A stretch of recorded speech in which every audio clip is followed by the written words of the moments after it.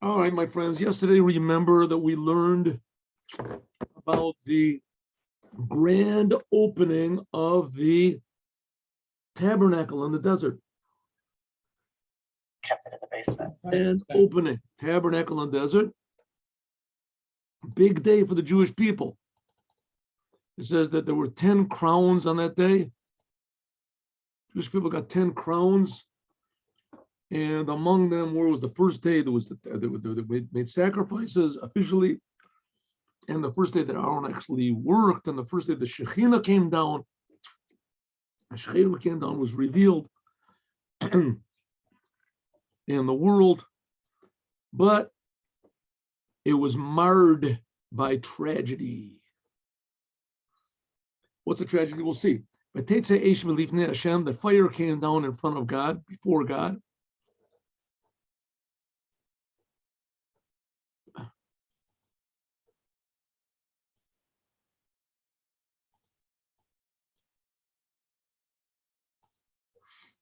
And it devoured on the altar, and it devoured the sacrifices and all the fats. And the people saw the Aronu, and they were all, it says, the Shibchu, they all praised God, they were happy, and they fell on their faces. The Aronu says, what is Aronu? The Aronu, like Rashi says, means that they were happy. The Shibchu.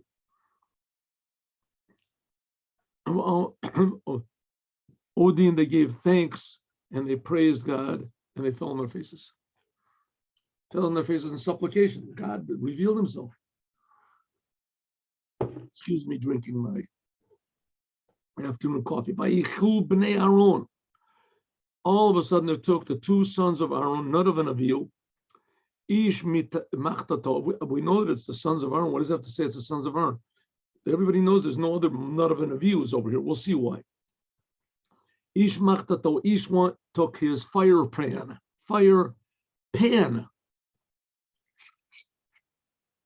That's what they used to go into in the Holy of Holies on Yom Kippur. Of course, this was not Yom Kippur.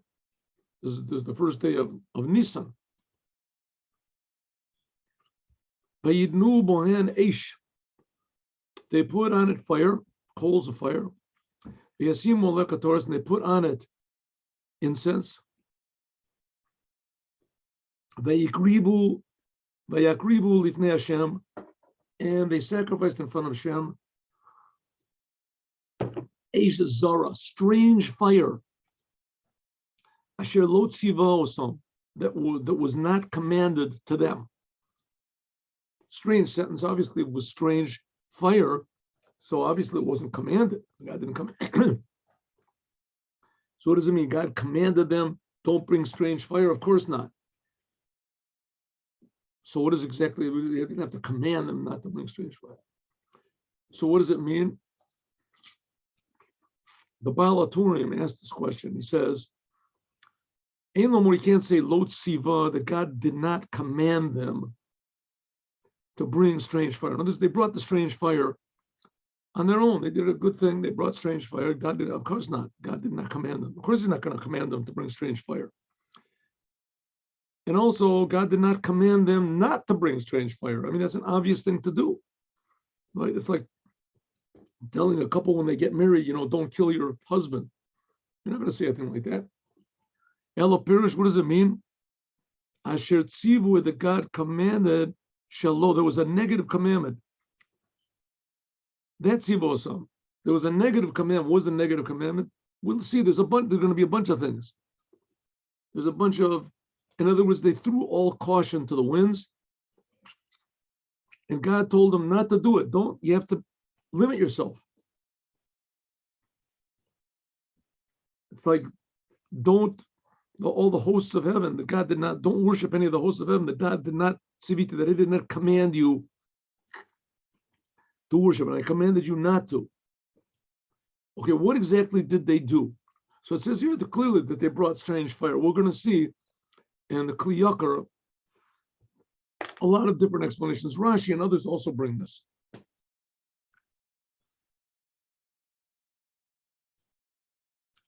The OrHaChaim says it wants to show you the mistake. The mistake was two reasons. OrHaChaim HaKadosh. Rav Chaim ben Atar, lived in the same time as the Baal Shem Tov, like 350 years ago.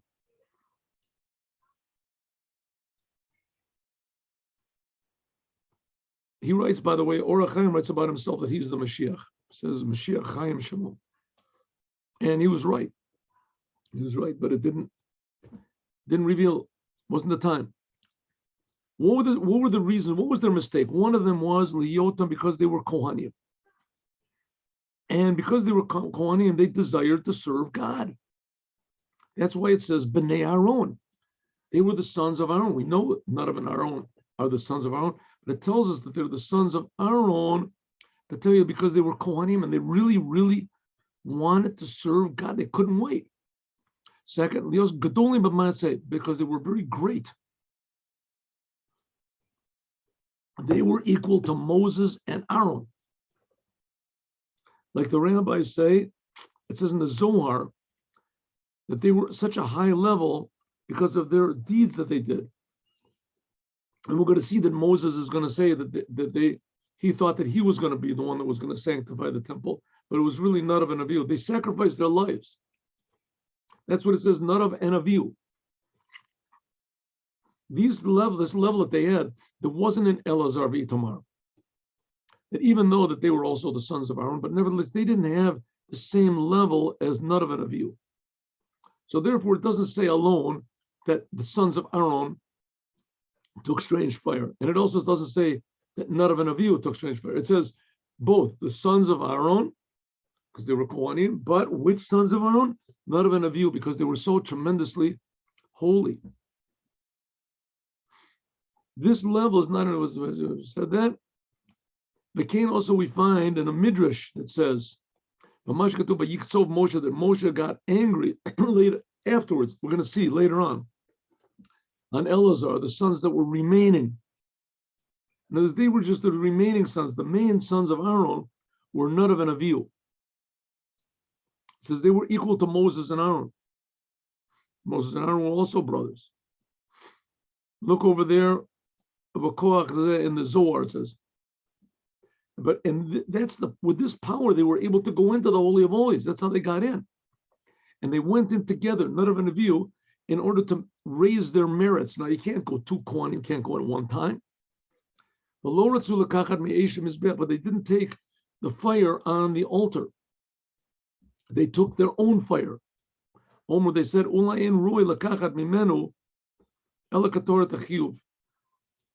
we can't take from it, from the altar, only fire that's a mitzvah from the Torah. And they brought therefore they brought it from outside. In other words, they respected the altar in certain ways, but they so much wanted to go and serve God that they couldn't hold themselves back. Why does it have to say that they put fire down and they put coal on top of it? And then they put the coals down, and then they put the incense on top of it. That's the way they always do. It says, it doesn't say Vayidnu bohen eish. It says, it doesn't say they put on the fire. It says bohen. It says, and they put it on them. What does it mean? They put it bohen, in them, fire. What does it say to put on them? Again. Let's do the sons of Aaron, none of an aviu, each one took his fire pan, they put in them, on the fire pans, fire, and they put it, on it, incense. Why does it say to put on them incense? They had two fire pans. Why not? It says because it's coming to tell you that they were very, very careful that the fire was strange. The fire was not what they were commanded to put on. Therefore, lochakina bo'amaisa. Therefore, if they're saying you just put it on the fire, like the main problem here was the fire that they brought. The incense wasn't so much the problem.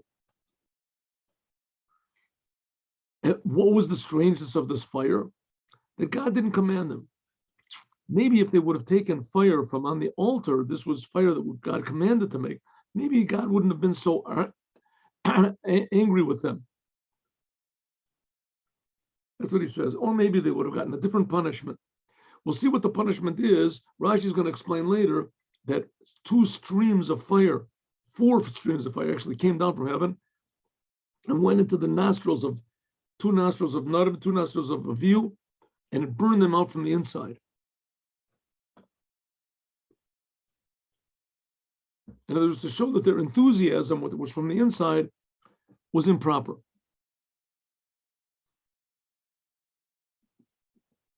All right. What exactly was their mistake? They thought that just like after the constant offering, that there was the Shekhinah was there. They said, Achra Tamid, Asher Bo Ashros Shekhinah, like it says, Olas Tamid, the Torah Sechem, Pesach Olamid Livnei Hashem, that God was with them. So they thought that now that God's presence came down, a new awareness presence of God, like we said before in the sentence right before, that God's presence came down. What did it say here? Here. Fire came down in front and everybody, so they thought, oh, now is a good time also to bring incense.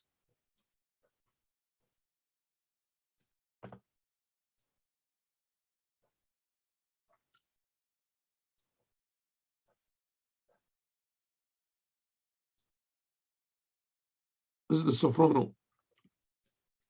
New incense, namely on this revelation of God in front of all the people.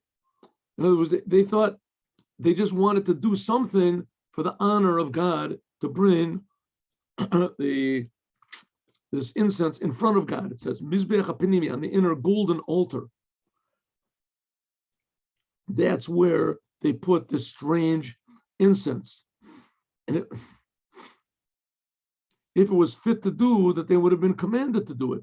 And that was their sin, namely that it says, Asher lo tziva otam, that God didn't command it. How would they know if God commanded? That they didn't wait for Moses or for their father to tell them, Horu chalacha livnei Moshe Rabbeinu, that they decided a law in front of Moses. They didn't ask Moses. Okay, let's look at the Kli Ykar. Kli Ykar is going to list like 6 reasons why they, according to different opinions, they all they got killed. Kli Ykar. It says, in this sin, there's a lot of different opinions. In the Yalkut is one of the Midrash. And they're all really right, we'll see. It says in the name of Rabbi Mani that they went in because they were drinking wine.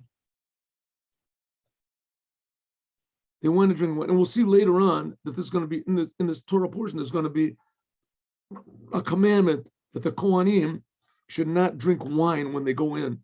And they said, why shouldn't they drink wine? Because none of you, they drank wine and they went in. You shouldn't make the same mistake as they did. So we'll do this opinion. One says because they drank wine. Another one says that they didn't wash their hands and feet. Another one says that they were missing the proper garments, namely the me'il, the outer coat, outer vestment, whatever it's called, the me'il. Some people say they didn't have any children. A Kohen is supposed to have children, at least be married. Some people say because they didn't get married. Some people say that they decided the law on their own. They didn't ask Moses. We just had that. Some say that they were going and saying, when will Aaron and Moses die? And then so that we can rule over the people. Some people say, so many reasons do we have so far? You've got like 7 or 8. Let's see. They're drunk with wine. They didn't wash their hands and their feet. They were lacking garments. They didn't have children. They weren't married. That's 5. That they decided the law on their own. They didn't ask Moses. And that they were saying, when is Moses and Aaron going to die? They were thinking, at least. Here it says they were saying it. so that we can be the leaders. That's 7. And some people say because of the sin of the golden calf. Who did the golden calf? Aaron. Aaron built the golden calf. Remember, that was the Jewish people, when Moses didn't come back, so they built the golden calf. Who built it? Aaron actually did. It says that Aaron did it with good intentions, that he wanted to delay the people until Moses came. But nevertheless, the fact is he. Okay, it says, so how do we have? We have over 8 reasons. It says that the Kli Ykar, all these reasons, even though that each one, of course, come from great, very great people, and they were all thought out very well. But nevertheless, it seems that they contradict what it says clearly in the Torah. It says clear in the Torah that they got punished because they brought strange fire that God didn't command it. That was their sin. Only one sin. They brought strange fire. That's what it says here. So how can they justify having all these weird opinions that they were drunk and etc.? So he says, the Kli Ykar, therefore, I'm going to explain that all these opinions are right. And I want to explain what's going on.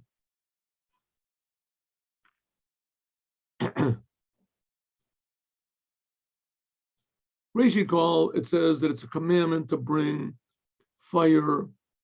The Kohanim have to bring fire. So how can they say that God didn't command them to bring it totally? I mean, there is a commandment sometimes, yes, to bring it. And you can say, no, that they should have taken it from the altar, like we just had before.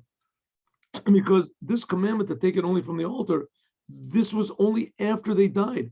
You have to remember that what happened over here was immediately, just as soon as the tabernacle opened up. There weren't very many details given at all.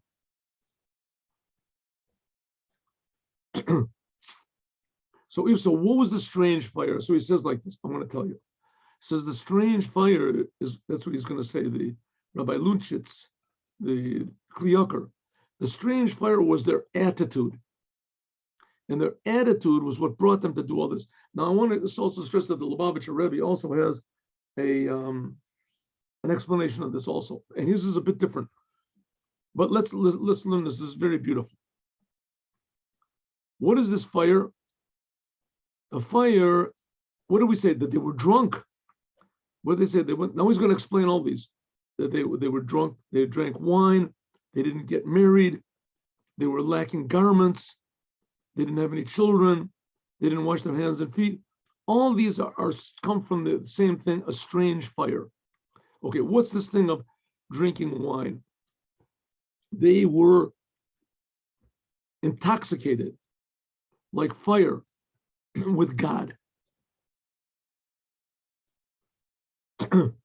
They were burning within them this tremendous desire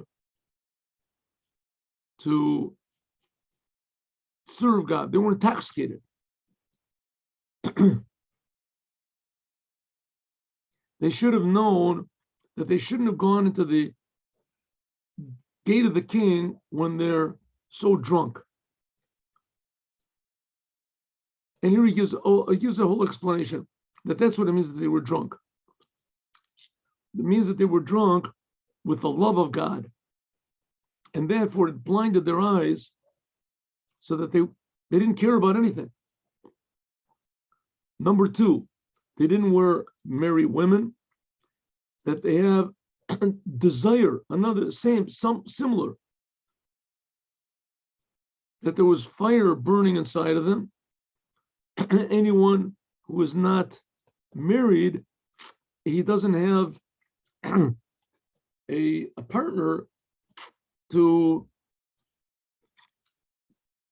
unite with, right? To unite with. So therefore, it's a strange fire.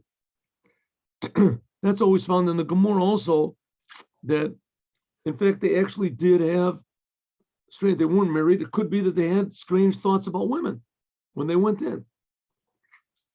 The fire wasn't only to God. That they said they were missing garments. What does it mean, garments? He said because they were speaking. This is the same thing. They were speaking Lashon Hora. The garments, thought, speech, and action means that they said about Moses and Aaron, when are they going to die so that we can be the leaders? Me and you will be in the place of Moses and Aaron. even though that Moses was their uncle and Aaron was their father. But they said no, because Moses and Aaron, they're already old. So therefore, maybe they're not, we're young, we can do the job. That's already called Lashon Hora. That means that they didn't have the proper garments. The garment of speech and thought was improper. And finally, he says that they didn't have, doesn't have any children. Maybe we can say that this is like the midrash that says this is similar to the sin of the golden calf, because idolatry, this is something that God visits the sin of the fathers on the children, and even for the children of the children, because of the honor, the honor of Aaron. So God did not punish him immediately. But and if Aaron, none of a view, if they would have had children, it could have been that they would have pushed it off, the punishment, to their next generation, because it would be 3 generations, the sons and the sons of the sons. But because they didn't have any sons, so therefore God, instead of taking it on their sons, which would have been the 3rd generation from Aaron, the punishment for his making the golden calf, as God took it on them.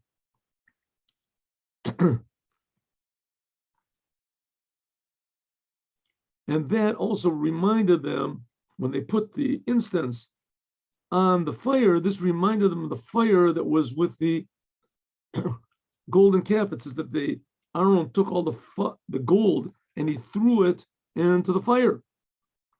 And this is reminiscent of that fire that was burning in their hearts as well. And the one that said that they did not wash their hands and their feet, that the fire was because they didn't sanctify themselves. In other words, they didn't really make their hands and their feet completely holy. All they cared about was just going into the Holy of Holies. So they were sort of like non-Kohens, and a non-Kohen is not allowed to go into the holy places, and that's what they did. The Lubavitcher Rebbe has a little bit of a different attitude toward it. And he looks at it like this. What exactly happened to Nadav and Abihu? It says that they went into this tremendously holy place, and they were really holy. And they died because of their holiness. Let's just go 2 more sentences and you'll see, and then I'll explain what the Rebbe says. The Teitzei Eish, fire came out in front of God, and it devoured them, and they died in front of God. They died in front of God. In other words, what they did was a good thing, right? And Moses said to Aaron, listen to this. Hu asher diber Hashem. This is what God said. The Korovai Kadesh. I will be sanctified with the ones who are close to me. I'll call Pnei Adam Akabed, and I will be advertised. My glory will be advertised in front of everyone. And Aaron was quiet. What does it mean? Rashi says that where is it? Rashi says, Moses said to Aaron, Aaron, my brother, I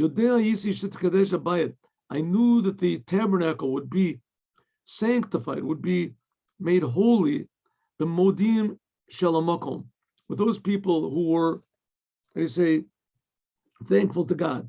Haiti sofer, I thought that it would be me or you. And now I see that Nadav and Abihu, they're greater than I am and than you are. And that's what it means, V'yidom Aaron, that Aaron was quiet. Kibol schar al shtikaso, he received a reward because he was quiet. What's the reward? It says afterwards God spoke to him privately. There's times when God spoke to him and not to Moses. What does it mean that everybody became, this gave honor to the tabernacle? God killed these people, killed Nadav and Abihu. When God does a just judgment to the righteous, everyone is mityira umitaleh. Everyone realizes how precious and holy the temple is. You just can't do what you want to there. Umitkales, and God gets praised.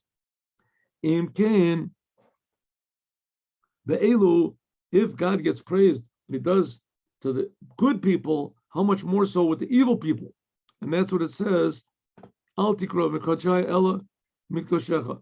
From those people, it says, God is made holy, Nora Elokim miktoshecha. God is awesome in his holy place. Don't say just in his holy place, Ella mimikochecha, from those people who sanctify your name, God. Okay, so the Lubavitcher Rebbe explains it a little bit different. He explains it like this. What were all these sins that Aaron had, right? That Aaron's sons had. True that they had this tremendous desire to see God, and it wasn't within they weren't able to control themselves, and they didn't have a wife, their children, etc. So the Rebbe said no. He goes to the story with Rabbi Akiva. There was a story with Rabbi Akiva that he went into the secrets of the mysteries of reality with three other people, great holy Kabbalistic geniuses, Rabbi Shimon ben Zoma and Shimon ben Azai and Elisha ben Avua. All the other three, they went together with Rabbi Akiva. And it says that the other three, one of them died, one of them became an apostate, one of them went crazy. And Rabbi Akiva, it says that he went in peace and he came out in peace. He went in b'shalom and he came out b'shalom.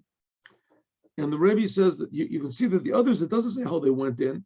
It just says that Ben Azai made seats for maze. This one looked and he went crazy. It says that's the whole point. When Rabbi Akiva went in, he was thinking about coming back out and benefiting the world. When Rabbi Akiva went into these deep secrets of reality, as he was with the intention that he would come out and he would benefit the world, bring knowledge, blessing to the world. It would improve his personality, it would improve his holiness, so that he could give more benefit and holiness to the world. But the others were only thinking about themselves. And that was the same thing with Nadav and Avihu. Nadav and Avihu, they so much desired to be close to God, but they were only thinking about themselves. They wanted to be close to God. And in a way, that's the total opposite of Judaism. A person should be like Rabbi Akiva. Of course, you have to try to come as close to God as possible to realize the mysteries and the miracles and the power and the goodness and the beauty and the love of God. And the higher and the more spiritual realms you understand and realize, the more you appreciate God, because he's creating all these. He's not just creating this world, he's creating all the upper worlds. But the reason you should do this is not just so that you should be separated from the world and see how ridiculously low and false and mundane this low, disappointing world is, and be attached to all these upper, beautiful, pristine, holy worlds. That's not Judaism. That's not Judaism. It's a temptation to do so. It could be that's the goal of all the other religions, but it's not the goal of Judaism.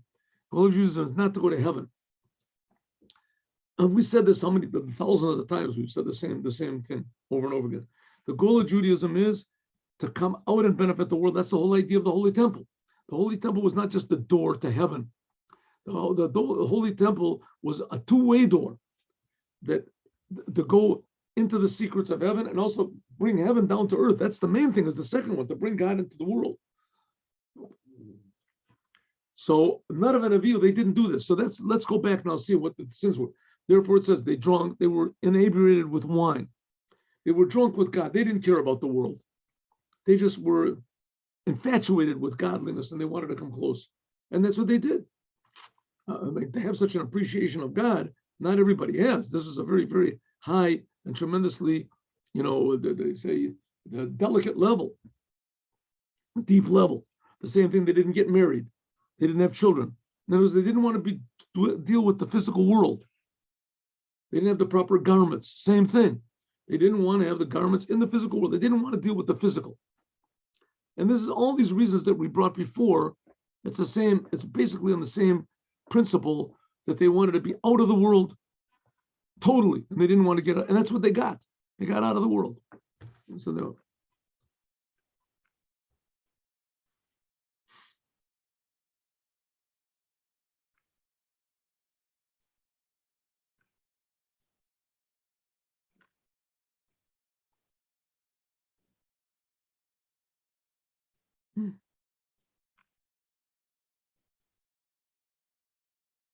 Yeah, we did that. Okay. There came out fire in front of God that devoured them, and they died before God. BalHaTurim. See BalHaTurim. Here we go. Oh, Vatochal Otam.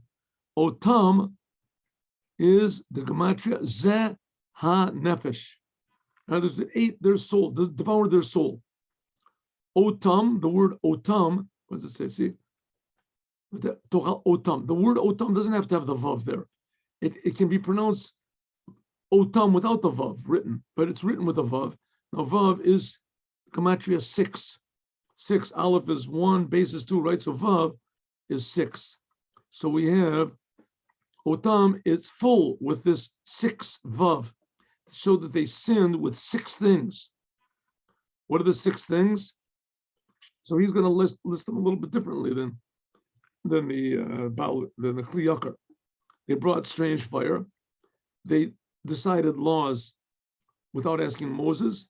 They were drunk with wine. They didn't have any children. It says they put their eyes on the parnasa. They wanted to be the leaders, right? And finally, they didn't take advice from anyone. It's something like that they said, but they didn't take advice from anyone. That's where he brings the 6 things, and that's what the Otam, these 6 things.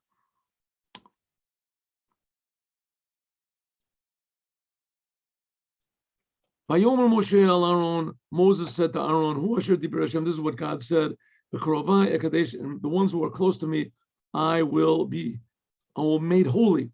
And in the face of the people, I will be honored. And Aaron was quiet. We just finished doing this, right?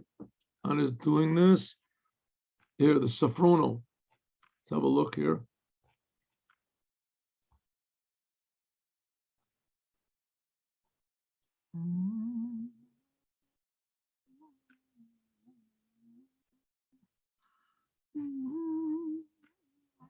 Here it goes.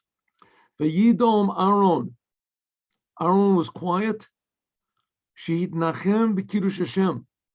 That even though he lost his 2 sons, but nevertheless, when Moses said, "Your 2 sons," they were the ones that really sanctify the tabernacle. They were the ones that made the grand opening. They were the ones that sanctified. So that comforted him. Sheniktis Mosam. He was, I say, comforted. He was consoled by the fact that his sons, even though he was missing his sons, they were so holy, but that they served a tremendous purpose, that they showed how holy and awesome the holy temple is. Moses called to Mishael and El Safan. Who was Mishael and Safan? These are the sons of Uziel, the uncle of Aaron. It says Uziel, he is the brother of Amram. Amram was, of course, the father of Moses and Aaron, right? Moshe ben Amram, ben Amram. Oh yeah, like it says Bnei Kat. If you look over there, you see the genealogy. It says take your brother, like a person that says to his friend, take the dead person away before the bride and groom. Shalom Arvev, the symbol. This is a happy day. God is getting married to the Jewish people. The Holy Temple is like the wedding canopy, and they get them out of here before it just wrecks all the joy of this amazing day. So it says, take them outside. Here it says, they took them out b'kutonotam, with their garments. And Lechut Lamachane, it says that, one second, it said that, didn't say that, how did they die? 1 minute. It says there came fire in front of God and it devoured them. And they died in front of God. How do they have garments on if fire came out in front of God and devoured them? So he said, this comes to show you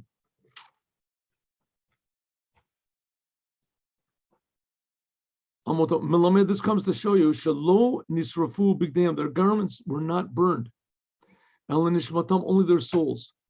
Kamishne chutim shel eish, that 2 strands of fire came into their nostrils and burned them out from the inside, to indicate that the problem here was only their intentions. That was the main problem, that their intentions were, like I said, for fire. That's what they wanted, fire. They wanted their enthusiasm for godliness. It was too much. Shaloch HaShashul Pashtam says that they didn't. It says that they didn't remove their garments. Here it says that they had garments, but they didn't remove their garments before taking them out, because the garments also had become impure. So they took them out. Really, Moses and Aaron and Elazar and Itamar, the sons, says, Roshechem al tifron bigdedem al tofron, do not mourn for them. Do not, you are the Kohanim, the Aaron and Elazar and Itamar, those are the 2 remaining sons. It says, no, you should be in mourning, right? A person that, God forbid, if your brothers died, you have to go in mourning. A person in mourning, he lets his hair grow and he tears his garments. Moses says, but don't do it. You're Kohanim. Do not let your hair grow. And these 7 days, and don't tear your garments and don't die.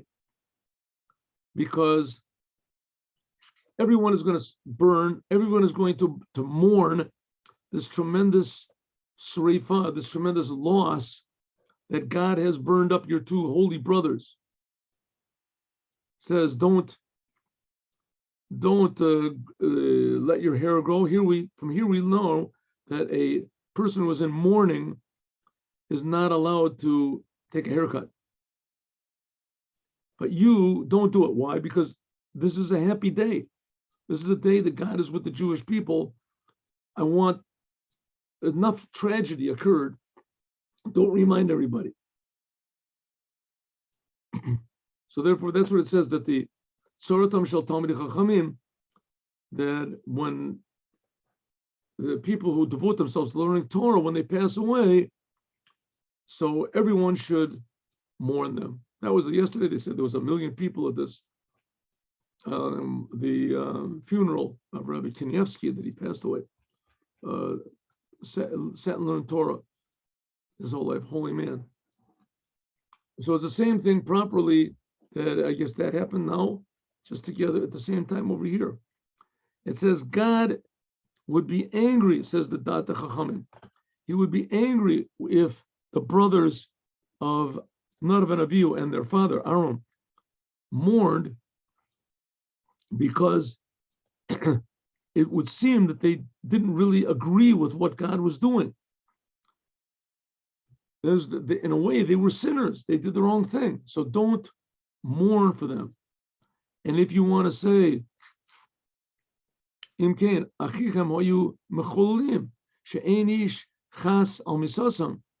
the 2 brothers, Nadav and Avihu, this would be sort of like, how do you say, shameful to them in their memory. So they're, right, your own brothers aren't mourning. So it says, therefore, all of the Jewish people should mourn for them. Don't do any of the normal signs of mourning, but everyone should mourn in their hearts for this tremendous loss that occurred. So here we see, on the first day of the Holy Temple was opened. So Aaron and the 2 sons of Aaron, Nadav and Avihu, they got over enthusiastic, and they lost the purpose of the temple, namely to bring holiness into this whole world, to remind the world about how important the world is, the physical world is, and how God wants to be revealed here. And they just wanted to get out of the world. They didn't have patience for this revelations and Mashiach and redemption. They just wanted God right now. And therefore, a very holy thing that they did, they really wanted God, but their deeds were not in tune with what God wanted. And so, therefore, we have the first day of the tabernacle was open, was marred with tragedy. Have a good day with Mashiach. Now, God willing, tomorrow, 8:15, we'll learn again. Hope to see you all.